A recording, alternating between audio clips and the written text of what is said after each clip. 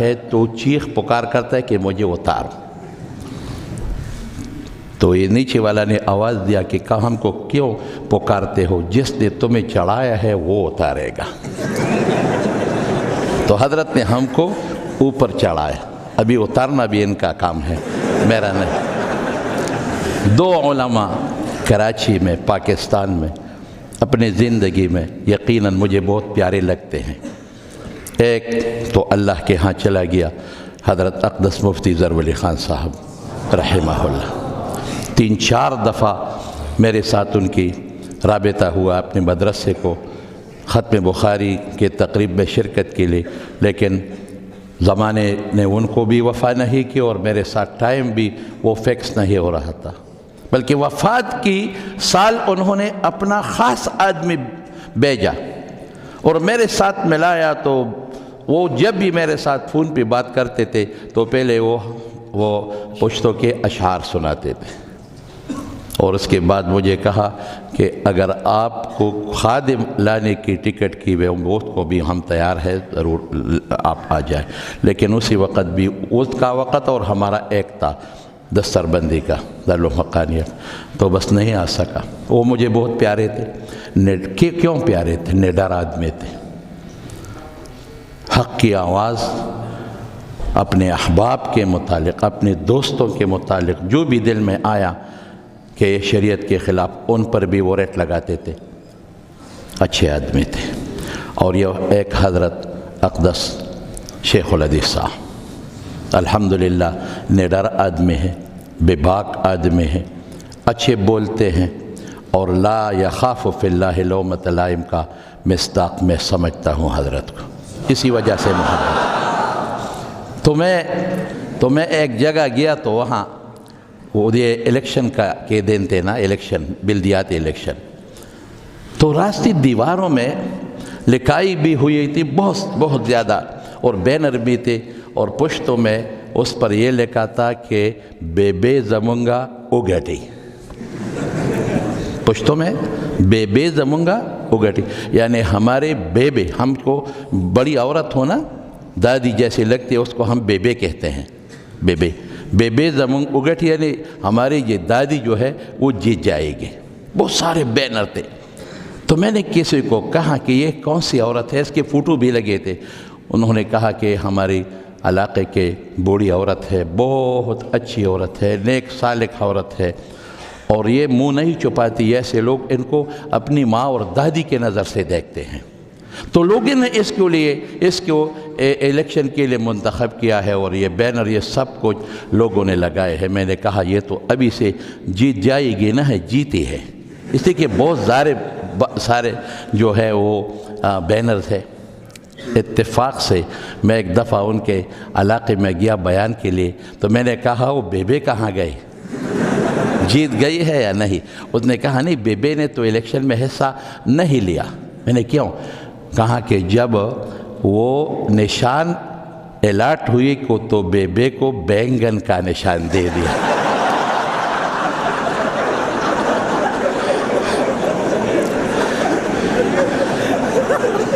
بے نے راتوں رات اپنے بچوں کو سب کو کہا کہ خدا رہا الیکشن سے توبہ توبہ توبہ توبہ، یہ سارے بینر ہٹا دو. ادرائے تفنن میں نے یہ کہا کہ حضرت مجھے بہت پیارے لگتے ہیں، بہت پیارے، اور الحمدللہ ان کی اخلاص کی برکت سے آج یہ بہت بڑا مدرسہ قائم ہے الحمدللہ. تو میری دلی محبت ہے. ویسے اتنا زیادہ حضرت کے ساتھ میرا کوئی مجالسہ نہیں ہوا ہے، کبھی کبھار ملتے جلتے ہیں، لیکن آج ان کے ساتھ میرا زیادہ نشست ہوا اور کوئی بات شیئر ہوئی ان کے ساتھ. بہت خوشی ہوئی آپ کو دیکھ کر. میں تو سنتا ہوں الحمدللہ، اور آپ کے لیے میں دعا گو ہوں کہ آپ کو اللہ تعالیٰ ایسے جیسا حضرت جیسا نڈر اور بے باک اور حق گو عالم بنا دے. یہ بہت کم ہے میرے بھائیوں. حضرت نے سند کے متعلق کچھ فرمایا کہ آپ طلباء کو سند دے دیں.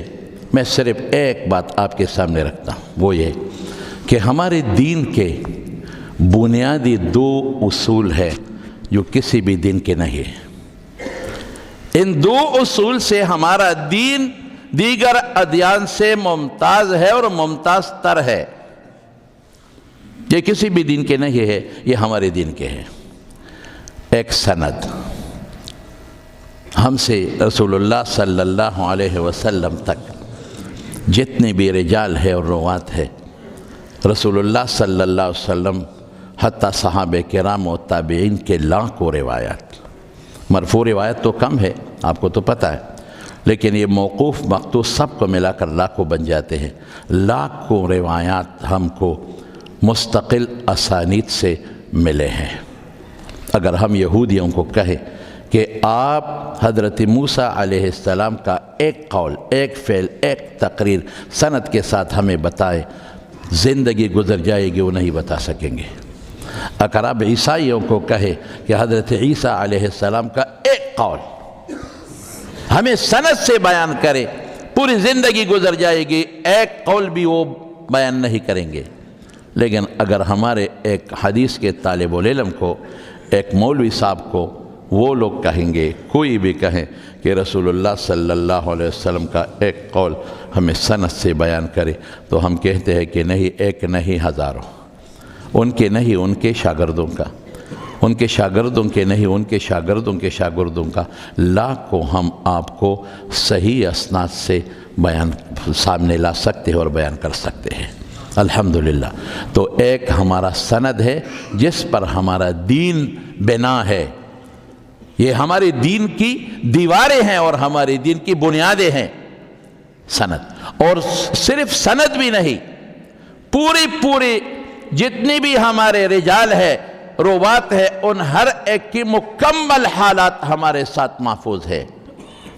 ہمیں اپنے دادا سے اوپر یا پر دادا تک تو ہمیں پتہ ہے کہ یہ کون تھا، اوپر ہمیں پتہ بھی نہیں، اور ان کے حالات کا بھی پتہ نہیں۔ اتنا پتہ ہے کہ ہمارا دادا ایک عالم تھا، لیکن روات کے متعلق ان کی پیدائش سے وفات تک سارے حالات ہمارے پاس محفوظ ہیں، حتیٰ کہ اس کی دیانت کیسی تھی، ان کا حافظہ کیسے تھا، ان کی جوانی کا حافظہ اور بڑھاپے کا حافظہ وہ بھی لکھا گیا ہے۔ حتیٰ کہ یہ راوی جو حجازیین سے روایت کرتا ہے، ان کی احادیث الگ قسم کے ہیں، اور جو عراقیین سے یا شامیین سے روایت کرتے ہیں ان کا الگ قسم کا معیار ہے۔ یہ سارے ہمارے ساتھ محفوظ ہے، ان کی اسفار تک ہمارے ساتھ محفوظ ہے۔ ایسا نہ ہو کہ ایک راوی دوسرے سے نقل کرتا ہے، وہ مدینہ میں تھے اور یہ مکہ میں، وہ مدینہ سے نہیں نکل گیا ہے، مکہ سے نہیں نکل گیا ہے، اور بذات روایت کرتا ہے، تو پھر وہ نہیں مانتے، درمیان میں کوئی نہ کوئی واسطہ ضرور ہوگا۔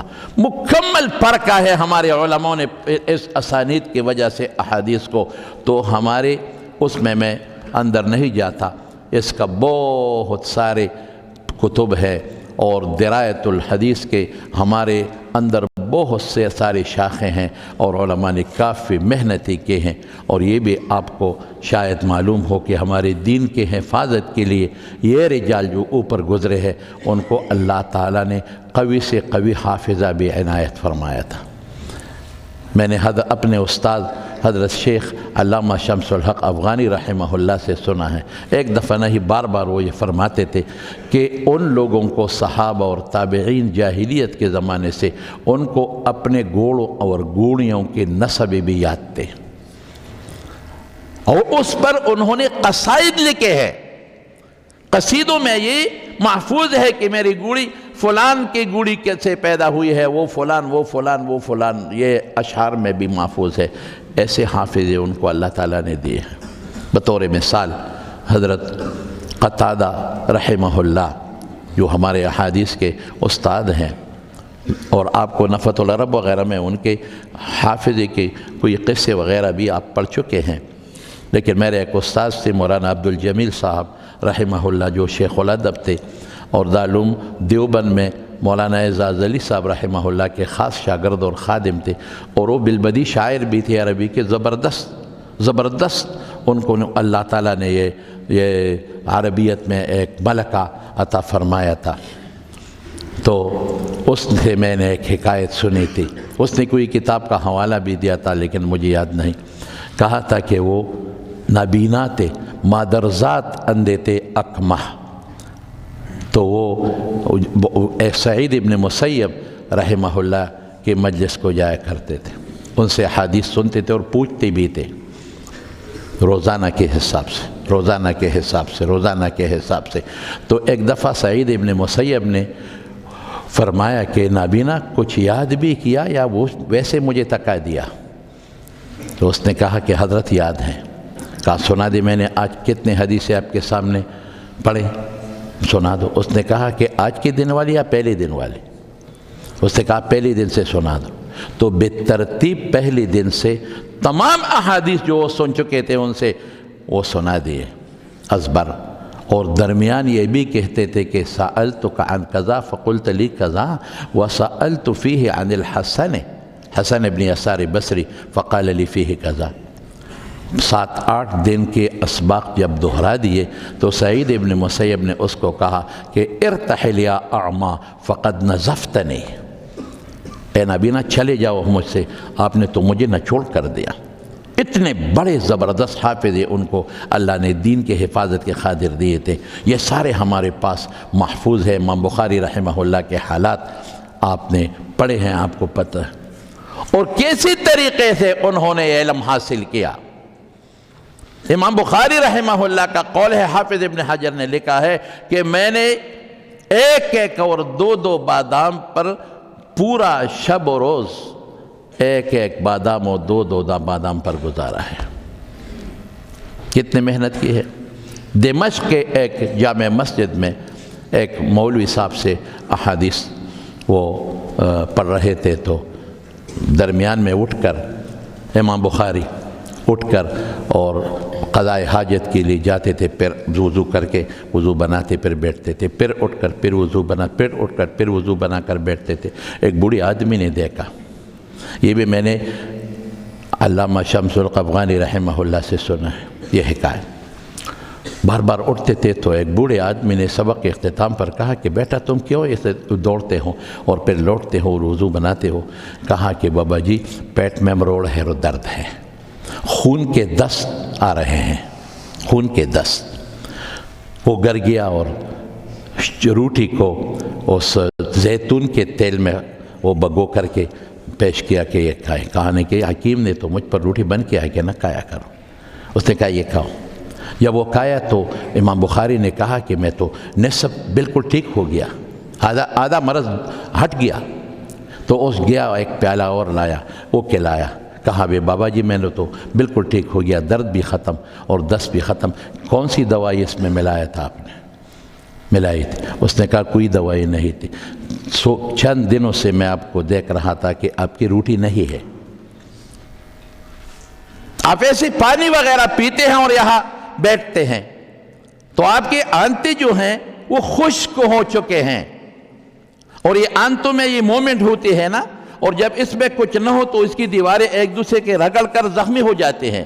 تو میں نے صرف یہ کیا کہ آپ کے آنتوں کو آپ کے لیے وہ خشکی ختم کر کے تر کر دیے بس. اور ہمارے طالب العلم ماشاءاللہ، میں دارالعلوم میں بھی پڑھاتا ہوں، تو وہاں میں پڑھ بھی چکا ہوں. مولانا عبدالسلام صاحب دلبوڑی والے وہ میرے استاذ تھے. تو وہ مولانا نذیر صاحب جو وہ چکے سر کے تھے، چکے سر کے وہ بڑے حضرت کے بڑے بیٹے تھے، وہ بھی میرے استاذ تھے. پھر وہاں میں مدرس بن گیا. تو مجھے محتمم صاحب مولانا روح اللہ صاحب نے ایک دفعہ بلا دیا، تو کہا یہ لسٹ دے، یہ درخواست دیکھو طلباء نے لکھا ہے. تو طلباء کو 2 روٹیاں مدرسے کی طرف سے ملتے تھے اور سالن بھی.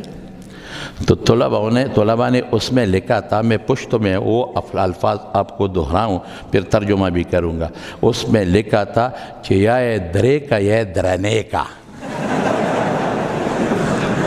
یا درے کا یا درنے کا، یعنی اس روٹی کو یا 3 بناؤ یا اس کو بھاری بنا دو. ابھی وہ 2 پراپتوں کا گزارا بھی نہیں ہوتا بھائی. ابھی ہمارے کراچی حضرت کا مدرسہ تو ایک لنگر خانہ ہے نا، جو بھی ملتا ہے آپ کو دیتا ہے، لیکن کراچی کے بعض مدارس کے متعلق میں سنتا ہوں کہ وہاں یہ بھیڑ بکریاں اتنے ہوتی ہے کہ کسی کا نمبر نہیں آ کر وہ خود آخرت کو چل جاتے ہیں، سنا ہے۔ تو ہمارے طلباء اسی مدرسوں کو شوق سے جاتے ہیں، بھئی کھانا بہت عمدہ، بہت مزیدار، اور دمبے کا گوشت اور فلان کا گوشت۔ مولانا عبدالحق صاحب رحمہ اللہ میرے استاذ تھے، خاص استاذ تھے، میں نے ان کی بہت خدمت کی ہے، خدا کی قسم بہت خدمت کی ہے۔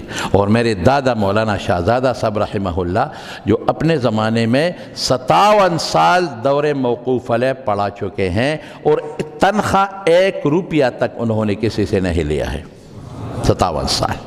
اس کا دور صغرا بہت مشہور تھا، اسی زمانے میں بہت سارے طلباء آتے جاتے تھے، اور ایک زمانے میں دور کبرا جو ہے دور حدیث بھی پڑھایا کرتے تھے۔ مولانا نور شاہ کشمیری رحمہ اللہ کے شاگرد تھے وہ، اور مولانا نصیر الدین غرغشتوی صاحب رحمہ اللہ سے بھی انہوں نے اجازت حدیث دی تھی۔ تو بات یہ ہے کہ ان کی مولانا عبدالحق صاحب کی قریبی دوستی تھی۔ مولانا عبدالحق صاحب کے ساتھ میں بیٹا کرتا تھا، ان کے پاؤں دباتا تھا، یقیناً پاؤں میں دباتا تھا بہت سارے۔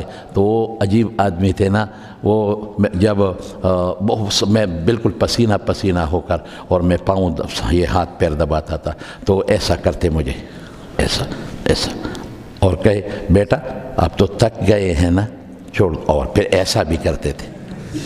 میں نے کہا نہیں، میں تک نہیں گیا ہوں، جب تک آپ یہاں سے اٹھ نہ جائے میں آپ کو دباتا رہوں گا۔ جو لوگ اس دبانے کے شوقین ہیں وہ پھر یہ لفظ نہیں بتاتے کہ بس کرو، میں بھی اسی کا شوقین ہوں۔ جب میں رات کو جاتا ہوں، میرے ایک بیٹی تھی، ابھی تو شادی ہو چکی ہے اس کی، وہ ذرا موٹی تھی، فربا تھی، وہ میرے پاؤں پر وہ گھومتی تھی، تو ایک دفعہ وہ کہیں چھپ گئی، تو والدہ نے اس کو کہا کہ آؤ والد صاحب تمہارا تک گیا ہے، اس کو پیر دباؤ اس کو۔ تو اس نے کہا کہ یہ بس کا نہیں کہتا یہ بس کا نہیں کہتا، تو میں نہیں تو مولانا عبدالحق صاحب تو میرے انتہائی قریبی استاذ تھے۔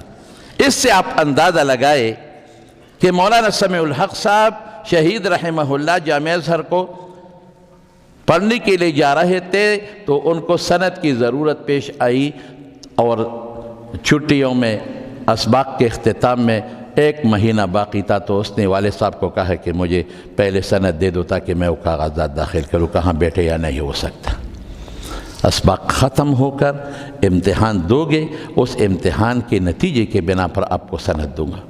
لیکن میں نے ایک دفعہ کوئی اسلامک یونیورسٹی میں داخلہ کے لیے پہلی بار یہ یونیورسٹی بن گئی تھی، بس فیصل مسجد بن گیا تھا، یہ شاہ فیصل کے زمانے کی بات ہے۔ تو میں نے مولانا عبدالحق صاحب کو کہا کہ حضرت میرا سند مجھے ضروری ہے اور کاغذات میں ٹائم نہیں۔ بتایا بیٹا میں نے تو سمیع الحق کو نہیں دیا، کسی کو نہیں دیا، لیکن آپ کو دیتا۔ تو پھر ناظم صاحب کو کہا کہ 6 ماہی کا نتیجہ نکالے، اسی کی بنا پر اس کا سند بناؤ۔ تو اس میں یہ جید اور مقبول اسی زمانے میں نہیں لکھا جاتا تھا، اس میں یہ لکھا تھا کہ قادر علی التدریس یا یقتدر علی یا سوف یقدر سیقدر۔ تو میری سند میں اپنے ہاتھوں سے اس نے لکھا ہے، میرے ساتھ اب بھی محفوظ ہے، وہ بڑے والا سند ہے، مصلی والا بڑے والا، اس میں لکھا ہے قادر علی التدریس بالفعل، مولانا عبدالحق صاحب نے لکھا ہے۔ ویسے میں طالب علم کے زمانے میں بھی یہ کافیہ یہ وغیرہ کتب پڑھاتا تھا، تو بات یہ ہے کہ میں نے ان کی خدمت کی ہے۔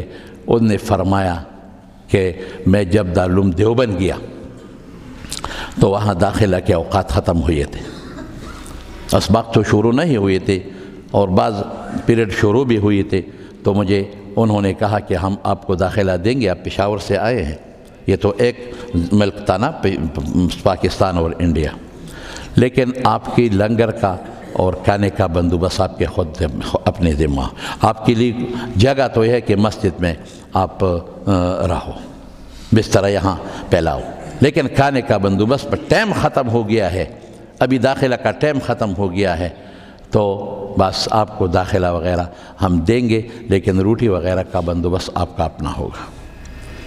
یہ بہت سارے پٹھان لوگ جاتے تھے یہاں سے دارالعلوم دیوبند، یہ افغانی لوگ بھی جاتے ہیں۔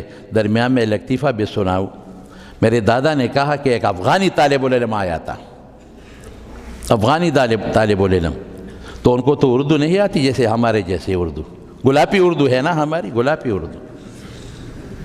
تذکیر و تاریخ کا فرق تو ہم کر نہیں سکتے۔ باچا خان جو پوری دنیا میں گھوما پھرا تھا نا، باچا خان، خان عبدالغفار خان، اٹک میں ایک دفعہ تقریر کر رہے تھے تو اس نے کہا میرا قوم، تو کسی نے کہا کہ حضرت قوم مؤنث ہے، آپ نے میرا قوم کہا، یہ میرا قوم نہیں میری قوم کہوں۔ تو اس نے سرحد کی طرف، اسی وقت سرحد تھا، یہ ہاتھ اٹھایا اور کہا کہ بھئی میرا قوم مذکر ہے، اگر آپ کی مؤنث ہو تو آپ مؤنث کریں۔ تو افغانی طالب العلم جب آیا تو اس نے ناظم صاحب کو کہا کہ میں آپ کے ساتھ دخول کرنا چاہتا ہوں۔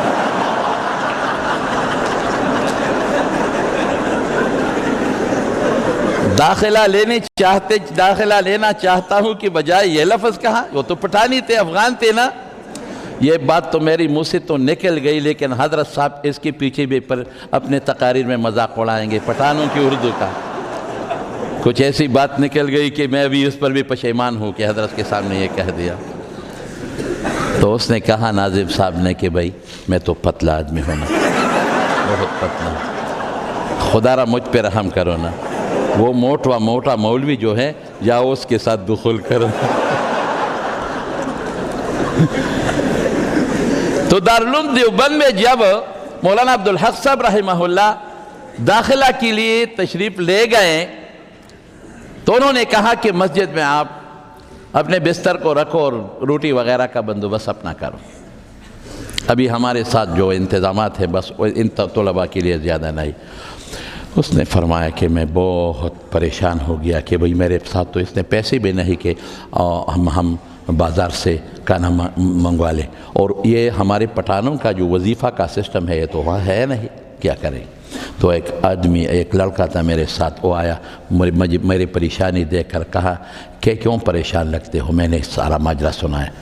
تو اس نے کہا کہ اگر آپ کی نصف روٹی پہ گزارا ہوتا ہے اور تھوڑی سی سالن تو میں آپ کو روزانہ کے حساب سے لا دوں گا۔ میں نے کہا ٹھیک ہے، پورے سال اسی طالب العلم دے نصف روٹی اور تھوڑا سا دال وغیرہ ایک پیالی میں مجھے صبح اور شام کو وہ لاتا تھا اور میں کھاتا تھا۔ کہاں پوچھو نہیں کہ کہاں سے لاتے ہو۔ جب سال گزر گیا اور وہ بندہ بھی قندہاری تھا، قندہار کا تھا، سال کے بعد میں نے پوچھا کہ آپ نے یہ نصف روٹی اور یہ نصف پیالہ دال کہاں سے مجھے دے دیا؟ اس نے کہا کہ میرے لیے دارالعلوم دیوبند سے ایک روٹی مقرر تھی، ایک پیالہ دال، تو میں نے آپ کے ساتھ بانٹ لیا، نصف آپ کا اور نصف میرا۔ یہ تھے طالب العلم۔ میں نے کہا وہ قندہاری طالب العلم وہ ابھی ہوگا یا نہیں ہوگا، کتنا خوش قسمت کہ اس کے آدھی روٹی پر شیخ الحدیث مولانا عبدالحق جیسی شخصیت پیدا ہو گئے، یہ وہ گزارا کرتے تھے۔ میرے دادا نے ایک دفعہ فرمایا کہ مفتی عزیز الرحمن صاحب رحمہ اللہ کو ایک استفتاء آیا دارالعلوم کے طلباء کی طرف سے، اس میں لکھا گیا تھا کہ دارالعلوم دیوبند کے سالن پہ وضو جائز ہے یا نہیں، صرف پانی ہے نا، اس پہ وضو جائز ہے یا نہیں؟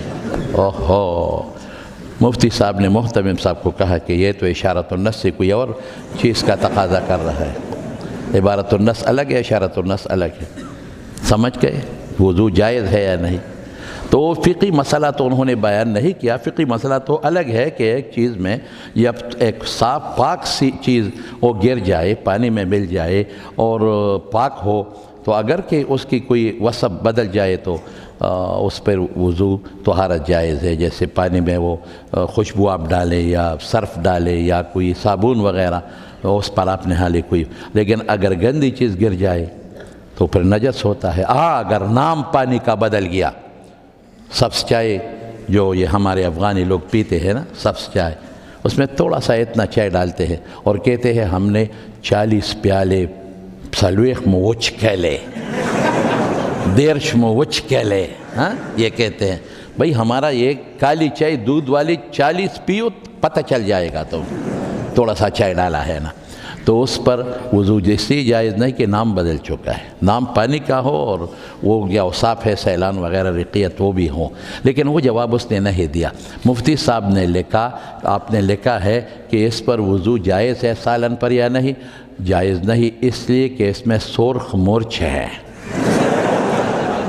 سرخ مرچ ہے اور اس کا بو بھی بدل چکا ہے اور کوئی اور گڑبڑ بھی کرے گا اس کو، تو اس پر وضو جائز نہیں۔ تو پھر ناظم سے کہا کہ ایک دیگ ہے، بڑا دیگ، کتنا دال ڈالتے ہو؟ کہاں ایک چلو، کہاں 2 ڈالا کریں۔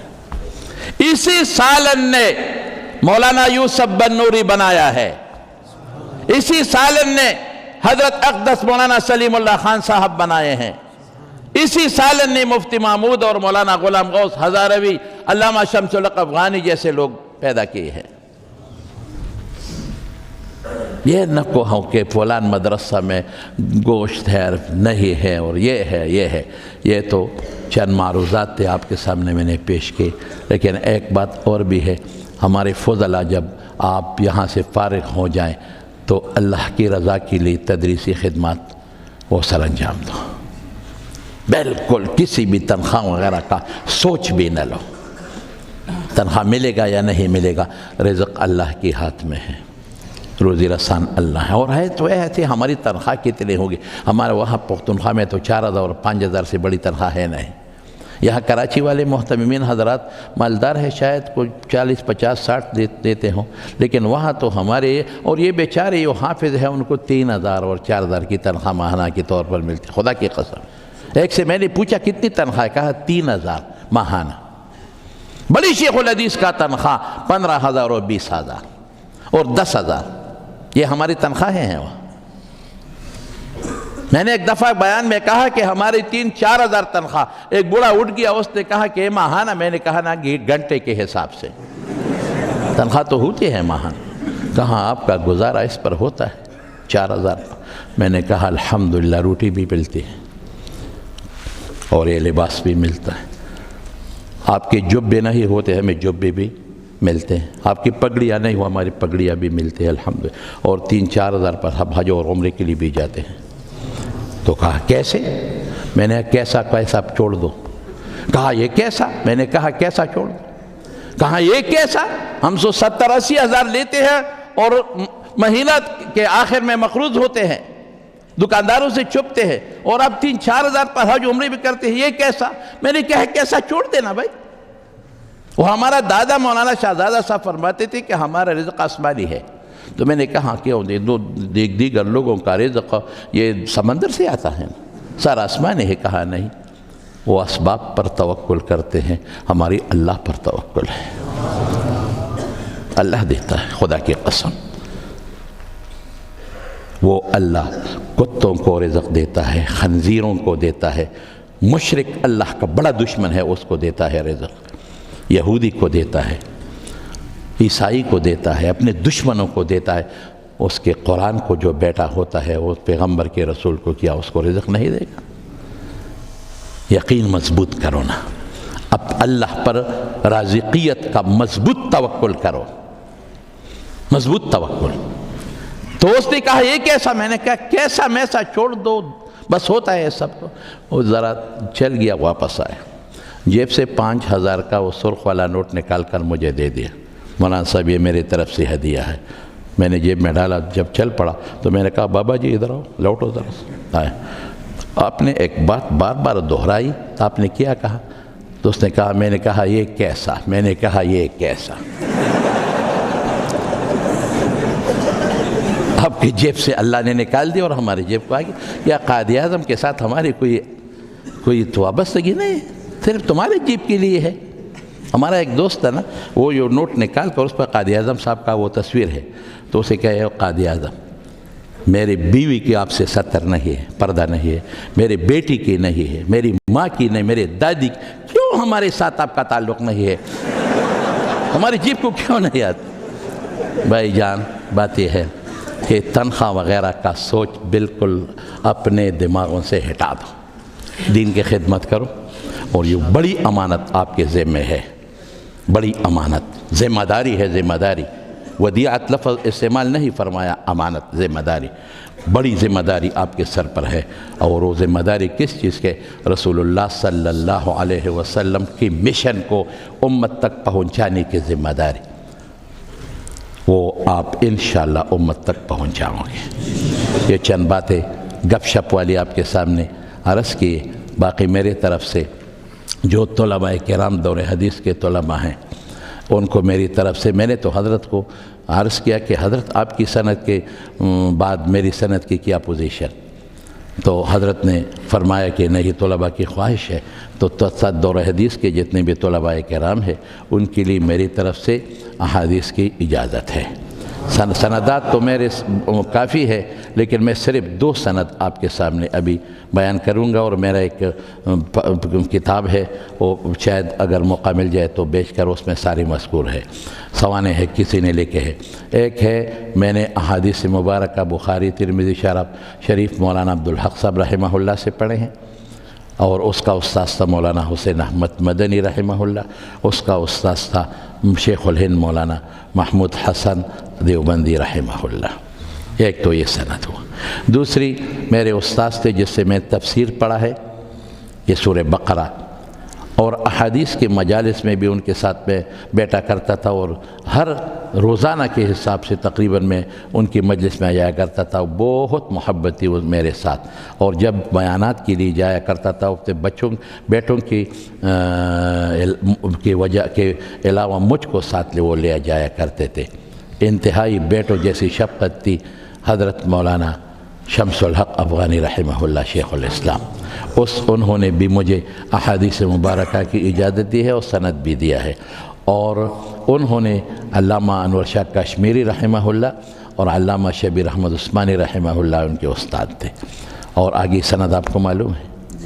تو یہ 2 میں نے آپ کو وہ سند بیان کی۔ میرے دادا بھی میرے استاد تھے مولانا شہزادہ رحمہ اللہ، مفتی محمد فرید صاحب بھی میرے استاد تھے دارالعلوم حقانیہ میں، اس کا استاد تھا مولانا نصیر الدین غرغشتوی رحمہ اللہ، اس کے 2 استاد تھے مولانا حسین علی پنجابی اور قاضی قمر الدین صاحب رحمہ اللہ، شاید آگے آپ کو حضرت پھر بتائیں گے۔ تو میری طرف سے آپ کو انہی شروط پر اجازت ہے جن شروط پر حضرت آپ کو اجازت دے دے۔ اللہ آپ کو خوش رکھے، اللہ اس ادارے کو سے کامیابی سے ہمکنار فرمائیں۔ حضرت اقدس کو دعا کرے کہ اللہ ان کی عمر میں، ان کے علم میں مزید برکت عطا فرمائیں۔ تخصص طلباء اور اساتذہ اجازت ہے؟ تخصص کی طلباء کی بھی خواہش ہے، اور جو اساتذہ مجھ سے صنعتی اجازت لینے کے خواہش مند ہیں ان کو بھی اجازت ہے۔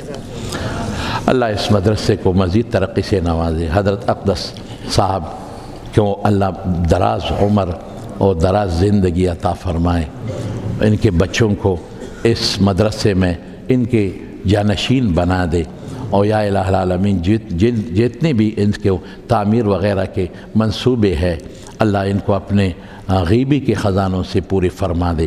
یا الہ العالمین ان نے جتنے بھی دین کے خدمات کیے ہیں سب کو قبول فرما، اور اللہ ان کی حفاظت فرما، ہر قسم شرور، آفات، بلیات، فتن ما ظہر ما بطن سے حفاظت فرما۔ یا اللہ ہمیں حاسدین کے حسد سے بچا دے، یا اللہ ہمیں حاسدین کے حسد سے بچائے، اور رسول اللہ صلی اللہ علیہ وسلم کے سنتوں پہ عمل کرنے کی توفیق عطا فرما دے۔ الہ العالمین جتنے بھی طلباء کرام ہیں یہاں اور فنون پڑھتے ہیں اللہ ان کو عالم فاضل بنا دے، اور جو دیر و حدیث و تخصص کے طلباء ہیں اللہ اپنے دین کے لیے قبول فرما، اپنے دین کے نشر و اشاعت کے لیے قبول فرما۔ اللہ ہم سے اس باتوں میں یا پہلے اور جو آپ نے اسباق پڑھے ہیں پڑھاتے ہیں حضرات، کوئی بے ادبی، کوئی غلطی ہوئی، سرزد ہوئی ہو، ہم معافی مانگتے ہیں، ہم بندے ہیں آپ کے، اللہ ہمیں معاف فرما، ہمیں معاف فرما، ہمیں معاف فرما، اور ہمیں قبولیت کا شرف حاصل فرما۔ یا الہ العالمین اس مدرسے کو دن و رات اللہ ترقی نصیب فرما، اس مدرسے کی حفاظت فرما رب العالمین۔ لا الہ الا اللہ الحلیم الکریم، سبحان اللہ رب العرش العظیم، نسألک موجبات رحمتک وعزائم مغفرتک والغنیمۃ من کل بر والسلامۃ من کل اسم، لا تدع لنا ذنبا الا غفرتہ۔ رحمان صاحب بیمار ہے اور کون سا؟ مولانا آیت الرحمان صاحب آیت الرحمان صاحب بیمار ہوتے بیمار ہیں، ان کو لیے دعا کرے کہ اللہ ان کو شفا کاملہ عاجلہ مستمرہ نصیب فرما۔ جتنے بھی بیمار ہیں اللہ شفا نصیب فرما۔ بے اولادوں کو اللہ اولاد عطا فرما، نارینہ اولاد دو ان کو نارینہ اولاد عطا فرما۔ اور میرے بھائی مولانا عبدالباقی صاحب کو بھی دعا کرے، حضرت کے ہاتھ ہیں تو ان کے لیے دعا کرے کہ اللہ ان کے رزق میں، ان کے اولاد میں اور ان کی سائے اور محنتوں میں مزید برکت عطا فرمائے۔ یا الہ العالمین آپ ہم سے راضی فرما، راضی فرما۔ یا الہ العالمین اس وقت ہم سے روح نکالے جس وقت آپ ہم سے خوش ہیں یا رب، جب آپ ہم سے ناراض ہے ہماری روح قبض نہ فرما یا رب العالمین۔ ہم کو دین و دنیا کی بلائی نصیب فرما یا اللہ، ہم کو دین و دنیا کی بلائی نصیب فرما یا اللہ۔ ہم محتاج ہیں، ہمارا کوئی آسرا آپ کے بغیر نہیں ہے، آپ ہمارے سب کچھ ہیں یا اللہ۔ آپ ہمارے رب ہیں، ہمارے رازق ہیں، ہمارے نصیر ہیں، ہمارے حفیظ ہیں یا اللہ۔ ہمارے دین، ہمارے سنتوں، ہمارے بچوں، ہماری مال، ہماری زندگی، ہماری صحت سب کی حفاظت فرما۔ وصلی اللہ تعالی علی سیدنا مولانا محمد وآلہ وصحبہ اجمعین برحمتک یا ارحم الراحمین۔